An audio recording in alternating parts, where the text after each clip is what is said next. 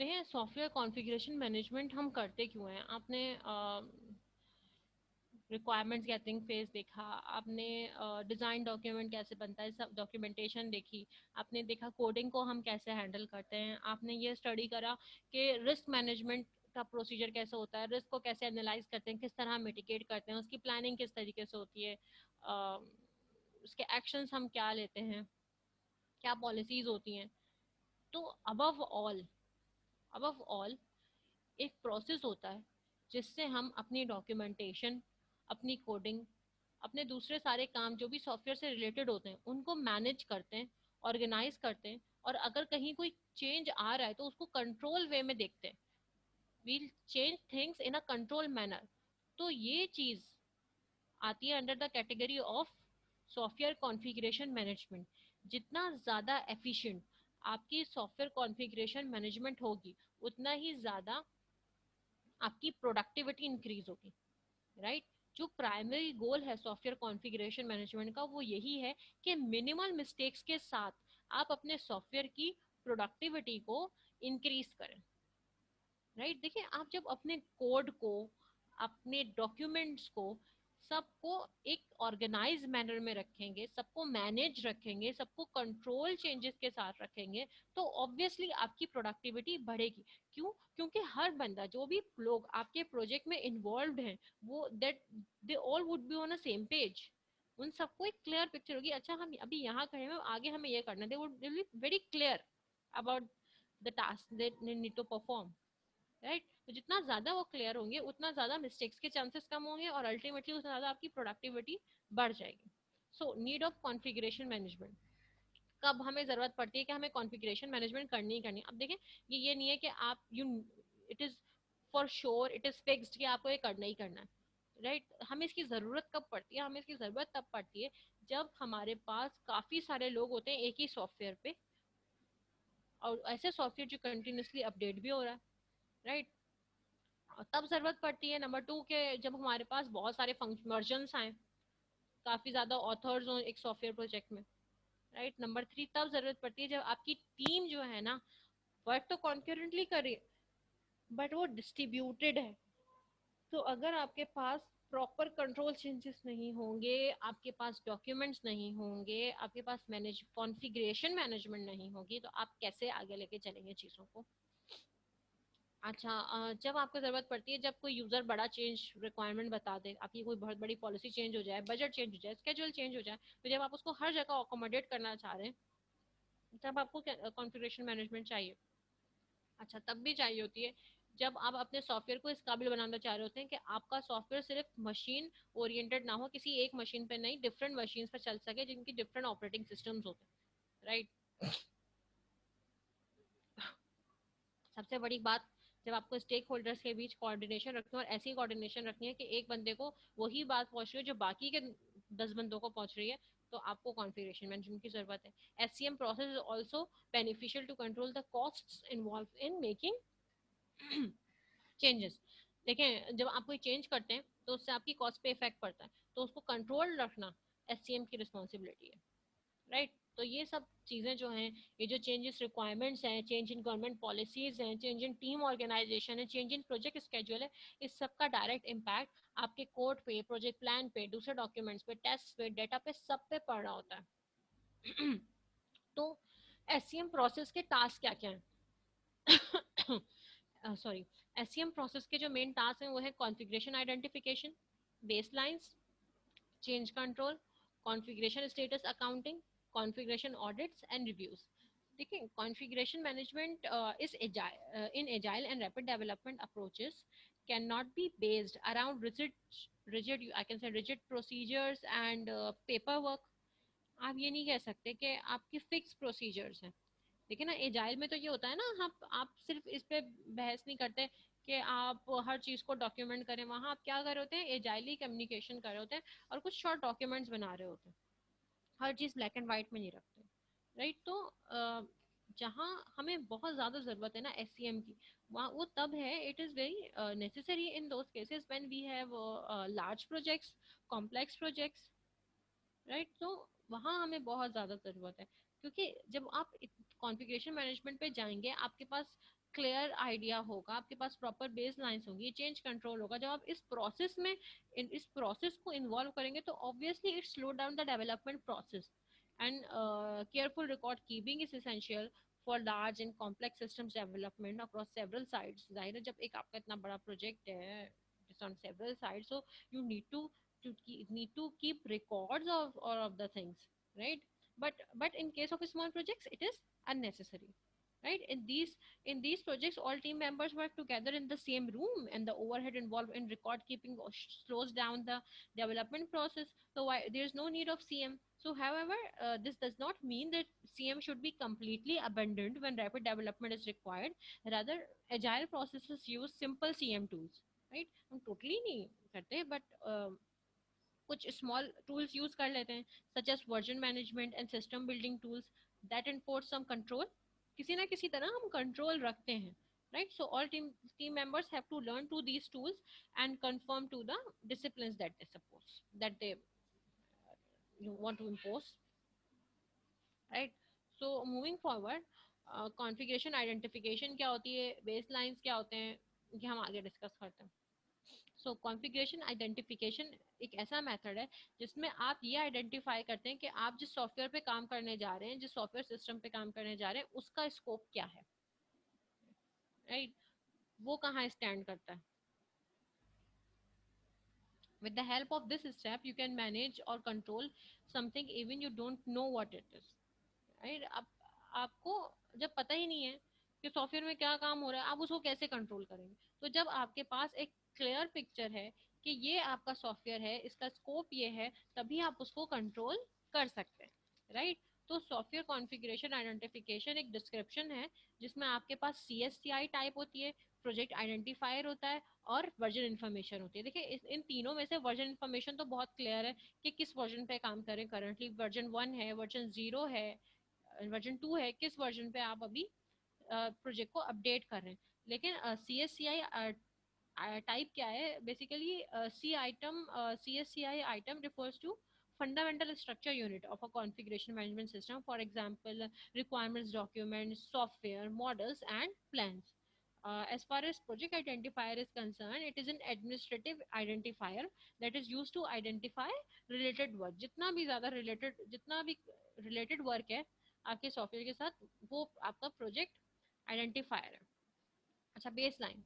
Baseline क्या होता है? बेसलाइन वो फॉर्मली एक्सेप्टेड, जो आप रिक्वायरमेंट गैदरिंग फेज में एक एक्सेप्टेड वर्जन होता है ना आपका कि भाई एग्जैक्टली मुझे ये चीज़ चाहिए, तो वो जो उसका एक्सेप्टेड वर्जन है, very first formally accepted first version, वो आपकी बेसलाइन है कि भाई इस ये मेरी मेन रिक्वायरमेंट्स है, इस बेसलाइन को मुझे लेते हुए चलना है, राइट?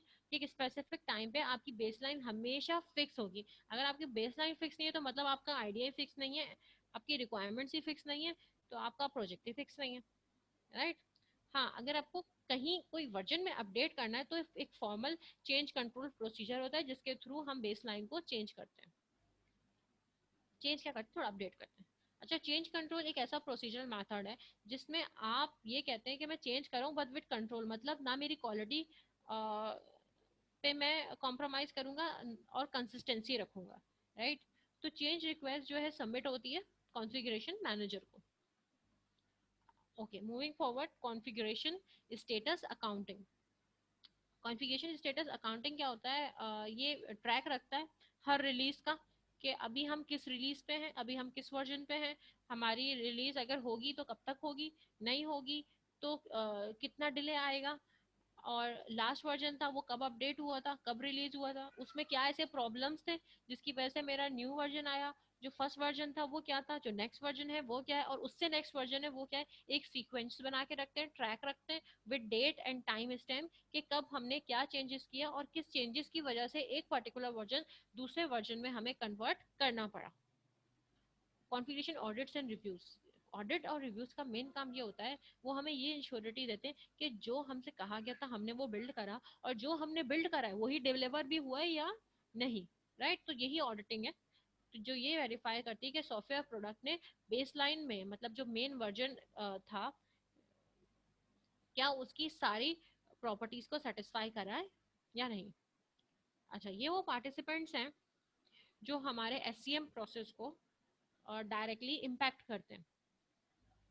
जो कोई भी सिनेरियो हो उसमें हमारे पास project manager, configuration manager, developer और यूजर होगा। ये चार लोग तो होंगे ही होंगे, राइट। जिसमें प्रोजेक्ट कॉन्फ़िगरेशन मैनेजर क्या करेगा, वो हेड होगा जो सारे कॉन्फ़िगरेशन आइटम्स को आइडेंटिफाई करेगा।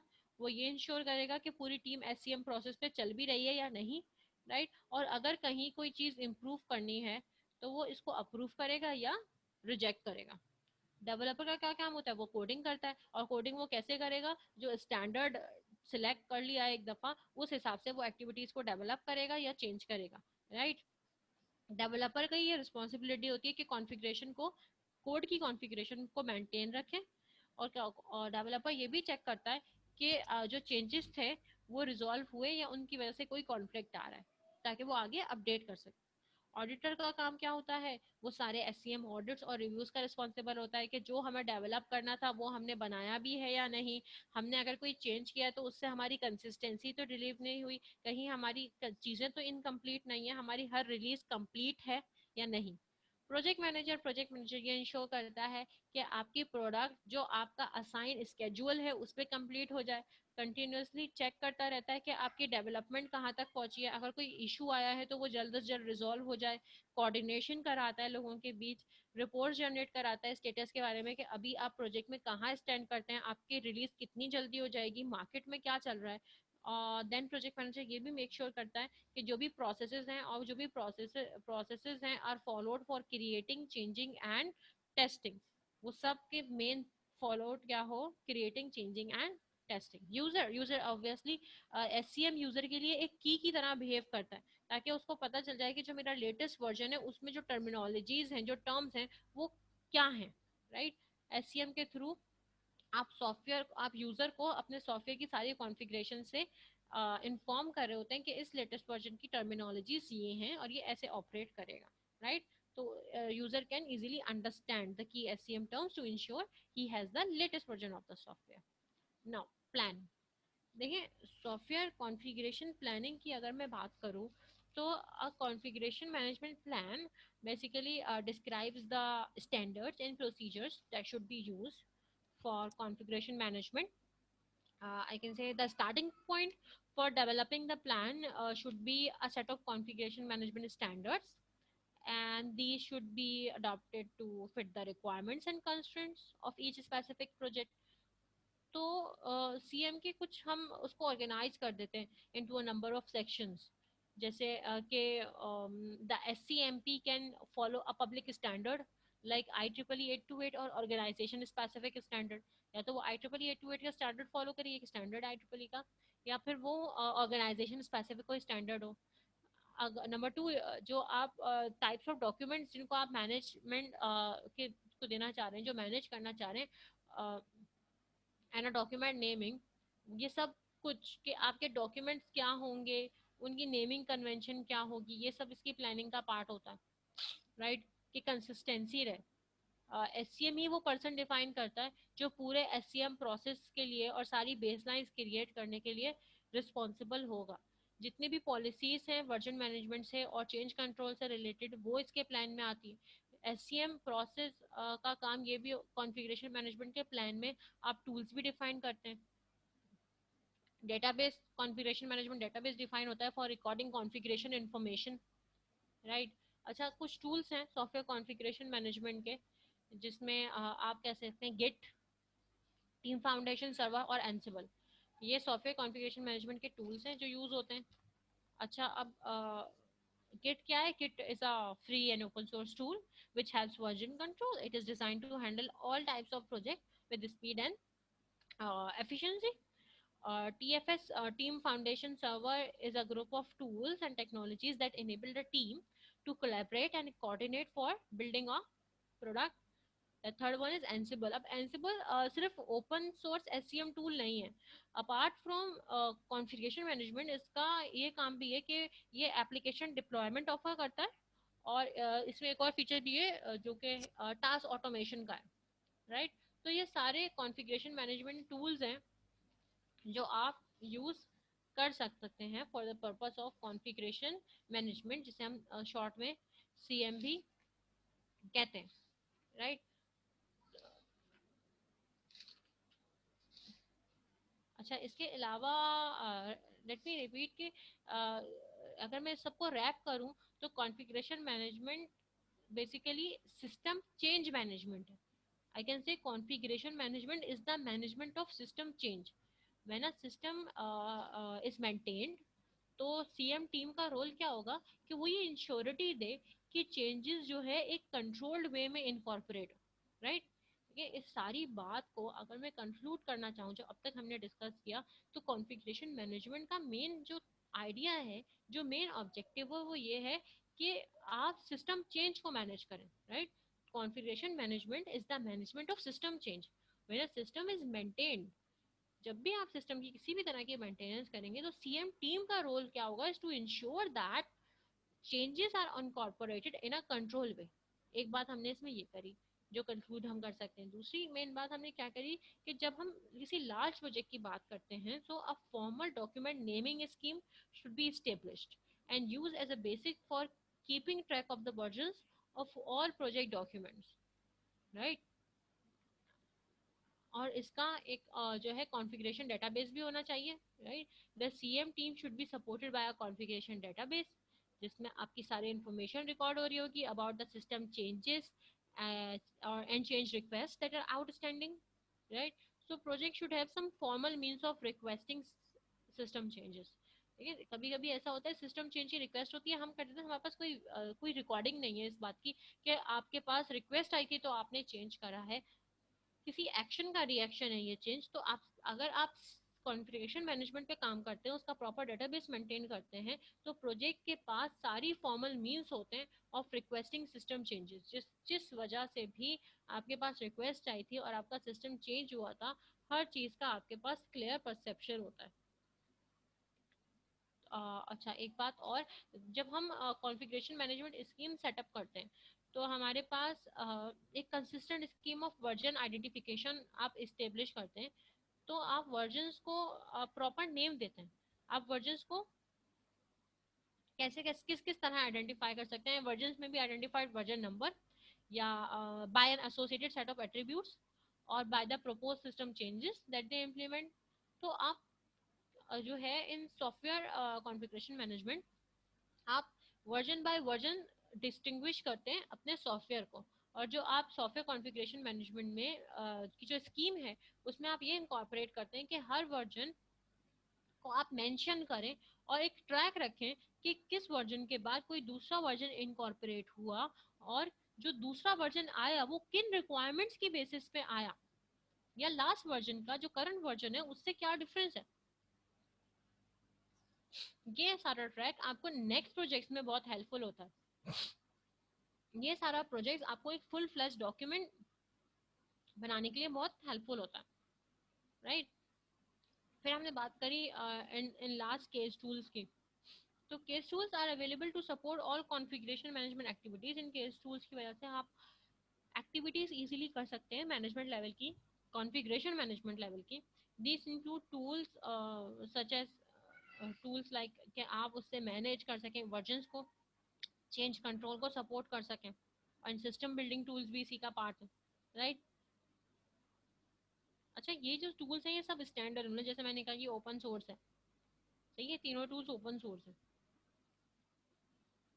अच्छा, अब आपको इस पॉइंट ऑफ टाइम अभी हमारे पास 10-15 मिनट हैं.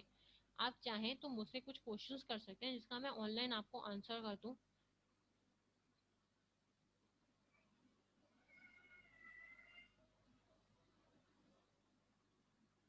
Kindly ask if you have any confusion.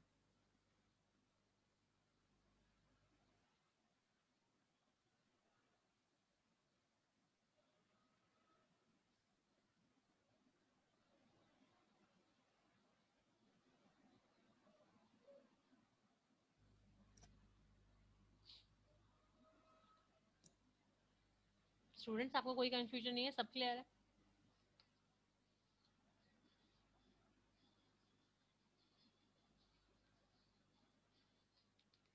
Kindly reply on WhatsApp group.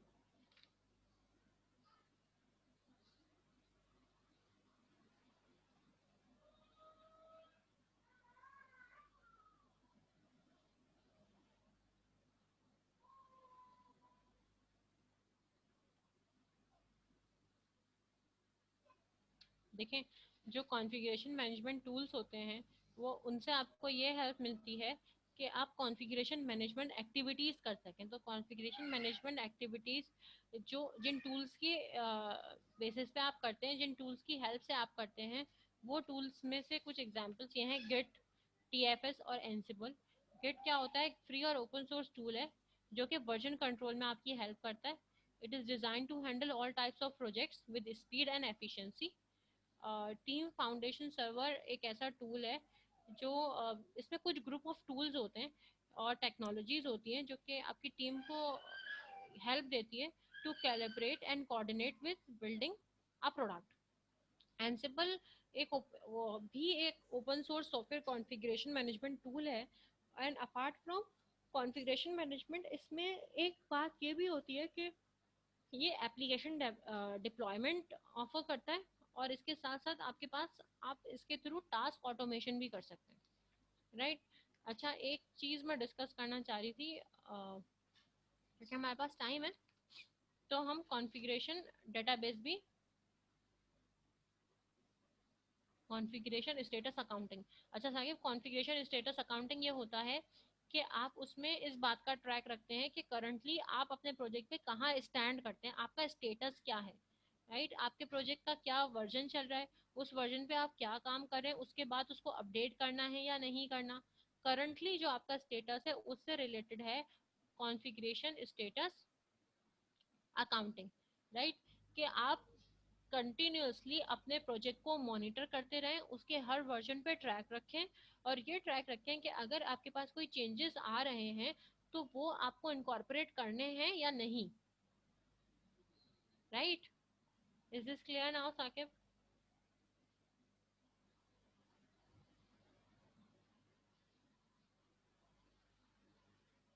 अच्छा, अब मैं एक टॉपिक, थोड़ा सा हमारे पास टाइम है तो मैं और डिस्कस कर लेती हूँ।